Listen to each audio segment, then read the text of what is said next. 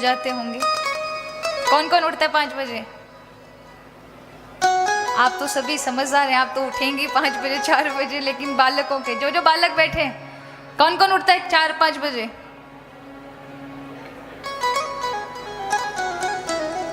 ये भाई लोग बैठे हैं, इनमें से कोई उठता है? आप उठते हैं 5 बजे? बहुत अच्छा। देखिए, ब्रह्म मुहूर्त का जो ब्रह्म मुहूर्त कहा जाता है, ध्यान दीजिएगा मेरी बात पर, क्यों कहा जाता है? आप 7 बजे उठें, आप सूर्योदय के बाद उठें, बाद में उठें, ठीक है, एक उठने का विषय आपकी अपनी दिनचर्या है, लेकिन ब्रह्म मुहूर्त में उठने वाला व्यक्ति और उस समय उसकी निद्रा खुल जाए तो कहा जाता है कि ब्रह्म मुहूर्त एक ऐसा समय है जिस समय सारे के सारे भगवत भक्त, संत जन और जितने भी दृश्य अदृश्य शक्तियां होती हैं उस समय चेतनता में आती हैं। उस समय किया हुआ भगवत भजन, किए हुए अच्छे कार्य, किए हुए सोचे अच्छे वन के विचार, वो तुरंत सफल होते हैं, फलीभूत होते हैं। और कहते हैं उस समय भगवान नव चेतना बांटते हैं संसार को। जो ब्रह्म मुहूर्त में उठता है और ब्रह्म मुहूर्त में उठकर भगवत कार्य में, अच्छे सत्कार्यों में विचार करता है, मनन करता है, भगवत नाम लेता है, उसके जीवन में कभी व्याधि नहीं आ सकती। लेकिन जो महाराज उठेंगे 9-9, 10-10 बजे, क्या होगा?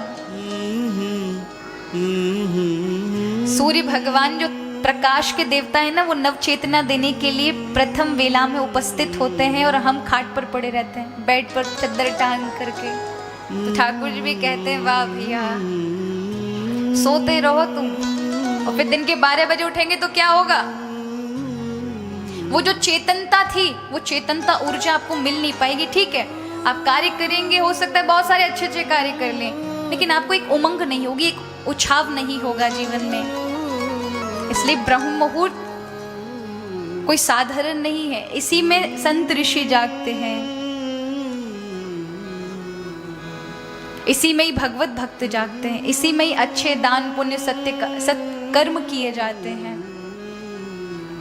जो कहते ब्रह्म मुहूर्त में उठकर भगवत भजन करता है, बालक पढ़ते हैं ब्रह्म मुहूर्त के अंदर, वो विद्या को प्राप्त कर लेते हैं। इसलिए 3 बजे से 4 बजे के बीच में, 5 बजे के बीच में अवश्य बालकों को अध्ययन करना चाहिए। ये समय होता है जिस समय आपको बुद्धि का विकास मिलता है, प्रकाश मिलता है, स्मृति बढ़ती है। और उस समय अगर आप सो रहे होंगे ना, तो ज़्यादा दिन नहीं बुद्धू बन जाओगे महाराज।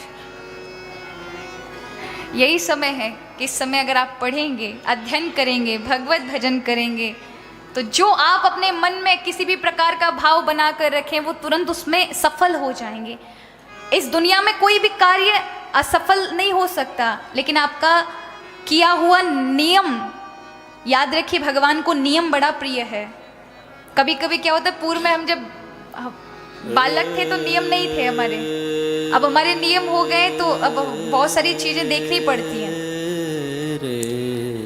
तो कई बार लोग रूठ जाते हैं, उनको लगता है कि पहले तो ऐसे ही कभी भी आ जाते थे, कभी भी कमरे में आ जाते थे तो उनको ऐसे मिल जाते थे। लेकिन अब क्या है, अब थोड़े से नियम होने की वजह से थोड़ा समय मिलते हैं, हम में कुछ थोड़ा बहुत ठाकुर जी का बन जाए। अगर उसको छोड़ देंगे तो फिर हमारे पास क्या रहेगा? तो इस बात को आप भी, जहाँ हम भगवत नाम का बोलते हैं, अगर उसका थोड़ा भी अनुसरण नहीं करेंगे तो फिर कृपा प्राप्त नहीं होगी ठाकुर जी की। माना कि कथा कहना भी भगवत भजन ही है, लेकिन कहते हैं कथा कहना भगवत भजन है, लेकिन अगर आपने नाम जाप आदि अपने गुरु ऋण का भी कुछ नहीं किया ना, जो आपको जाप मिला है, जो आपको गुरु ने एक नाम दान दिया, उसका कुछ नहीं किया, तो फिर आप गुरु पे बोझ बन जाते हैं। इसलिए इस बात के लिए आप बिल्कुल बुरा मत मानिएगा। आपका जितना स्नेह पूर्व में था उससे ज्यादा स्नेह आज भी हृदय में बहुत है।